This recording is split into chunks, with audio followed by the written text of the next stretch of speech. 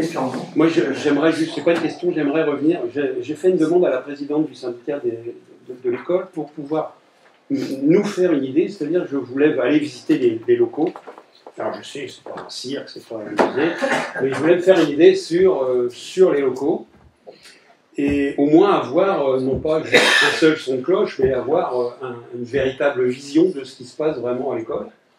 Donc j'ai envoyé des mails et j'ai pas de réponse. Alors, mon secrétariat m'a envoyé un mail. Moi, j'ai reçu qu'un mail. Oui, j'avoue, je n'ai pas eu le temps de répondre. Après, voilà, moi, j'ai discuté avec mes collègues du syndicat, pas plus tard qu'hier soir à la réunion à l'OBC, qui ne trouvent pas utile de faire visiter l'école. Et en fait, ils m'indiquent également que, et je suis d'accord avec eux, qu'en fait, on vous invite, lorsqu'il y aura une porte ouverte à l'école, à venir découvrir cette école. Et vous avez une date? Alors, je n'ai pas de date parce que c'est la directrice de l'école qui formalise ces portes ouvertes, mais je vous incite à vous informer sur le blog de l'école, ça sera indiqué sur le blog et dans les journaux également. Parce qu'aujourd'hui, moi j'ai vu que vous aviez répondu cette semaine sur un journal et vous avez annoncé donc ce que vous nous aviez dit la semaine avant, les 600 000 € de travaux pour l'école. Alors moi je n'ai pas mon idée, donc je ne sais pas si l'école est trop grande ou trop petite. Moi, je rayonne dans les communes autour, et j'ai vu qu'il y avait, en ce moment, pas mal de lotissements en cours. Que ce soit Pleucadoc, Missiriac, Saint-Marcel, et peut-être même Malétroit, il y a quelques lotissements en cours. Donc, est-ce que l'école, aujourd'hui, avec les 600 000 € qui vont être mis, est-ce que l'école est capable d'accueillir, je ne sais pas, peut-être potentiellement 10, 15, 20 enfants supplémentaires? Alors, nous avons rencontré, et je rencontre régulièrement en fait l'inspection académique, l'adjoint au directeur départemental, pas plus tard qu'encore que la semaine dernière, qui nous indique que l'école est suffisante pour accueillir donc même une classe supplémentaire. Voilà. Donc les travaux correspondants sont validés donc, par la préfecture, par la direction départementale de l'académie, et on nous a bien indiqué que c'est suffisant. Auparavant, il y avait quand même 17 locaux pour 8 classes d'utiliser. Là, actuellement, il y a 6 classes qui sont utilisées. Plus une possible. Plus une possible, voire d'autres possibles, puisqu'il y a encore quand même des locaux vacants. Et les travaux, donc les 600 000 €, vous commencez bientôt? Non, voilà. Je vais aussi donner mon point de vue, puisque... Donc, je savais que vous seriez intervenu sur l'école. Et je veux vous dire que nous prenons le sujet de l'école très au sérieux. Mais que nous souhaitons pas ajouter de la confusion à la confusion. Il y a des excès, mais nous estimons que les difficultés de fonctionnement sont profondes et dépassent peut-être la simple question des bâtiments. Je ne sais pas si tu es d'accord avec moi, Carole. Nous avons eu l'occasion, comme tu le disais tout à l'heure, Carole, qui est présidente du syndicat, la semaine dernière, de rencontrer le secrétaire général de la préfecture et le directeur adjoint de l'éducation nationale dans le département pour échanger sur le problème de fond de cette école et sur nos propositions pour y remédier. Le malaise est réel et nous en avons conscience. Et il n'épargne pas les élus qui donnent de leur temps pour la gestion du syndicat. À ce propos, je remercie Carole, notre collègue, qui est présidente du syndicat, et ses 2 collègues vice-présidentes, pour tout leur travail, pour tout le travail qui est réalisé par elles depuis 2020.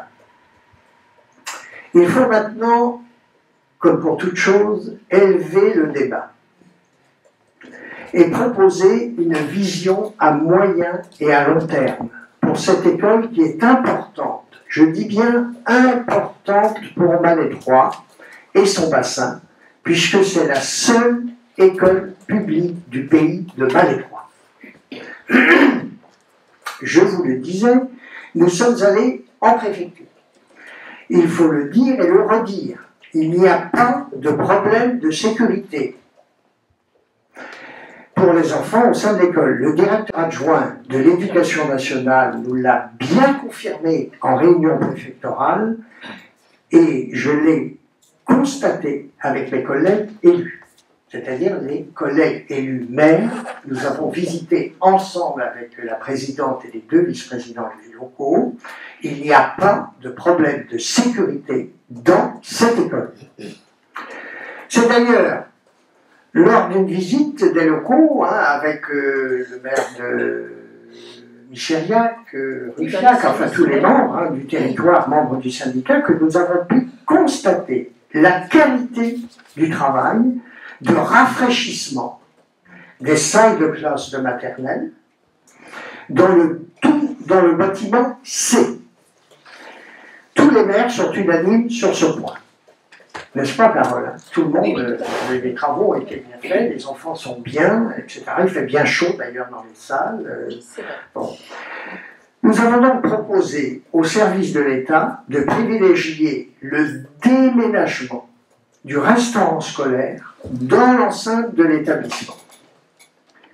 C'est une idée, on ne s'auto-censure pas.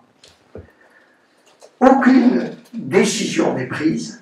Je dis bien, aucune décision n'est actuellement prise, mais cela permettrait d'en finir avec cette traversée de la départementale chaque midi, et j'ai toujours une appréhension, surtout en temps de pluie et de plafond bas, nous ne sommes pas à l'abri d'un problème, d'un pépin.